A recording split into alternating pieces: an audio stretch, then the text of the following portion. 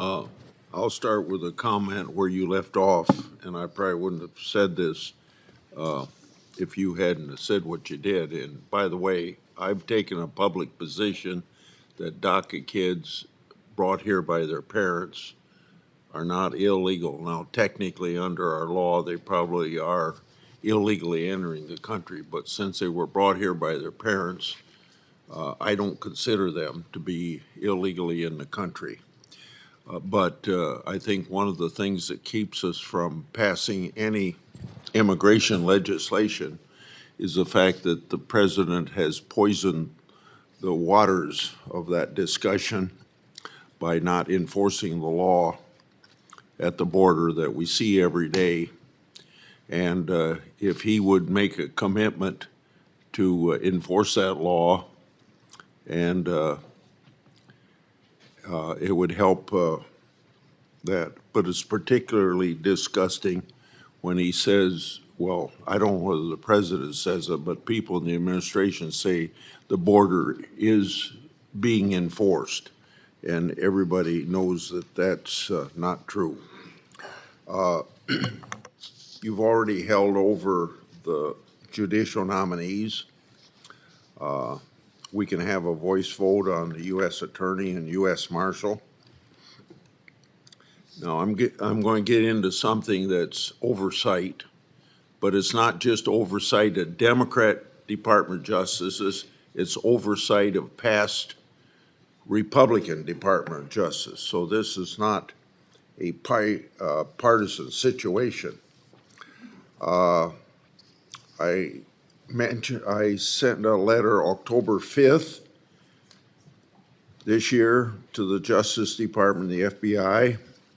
That letter is based upon whistleblower disclosures about widespread sexual misconduct at the FBI.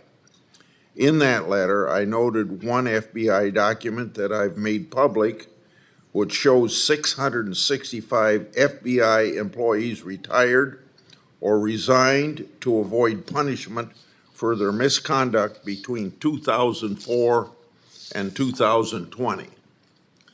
That includes 45 senior executive service employees. Another FBI document that I've made public shows the FBI is aware of higher graded employees receiving lesser punishment than lower graded employees for similar misconduct.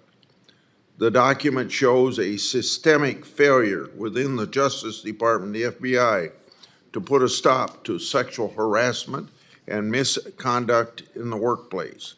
The documents show a failure to sufficiently punish employees for that same misconduct. I've asked the Justice Department and the FBI for more data and for them to explain themselves. They have failed to respond. So on November 2 this year, I requested the Justice Department Inspector General review and investigate these and related matters. I fully expect an update from the Inspector General and for him to take action.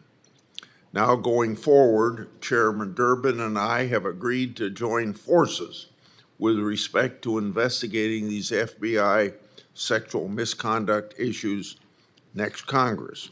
We're also working together to investigate similar misconduct at the Department of Homeland Security, which will continue into the next Congress. These are important bipartisan investigations, and I look forward to jointly pursuing them. As I'm sure everyone here would agree, Congress has an obligation to perform an objective and independent review of these serious government failures and create positive change. Government employees shouldn't have to suffer under daily abuse and misconduct by their colleagues and supervisors. Lastly, as I often say, our doors are always open for more whistleblowers to give us further information. I yield. Senator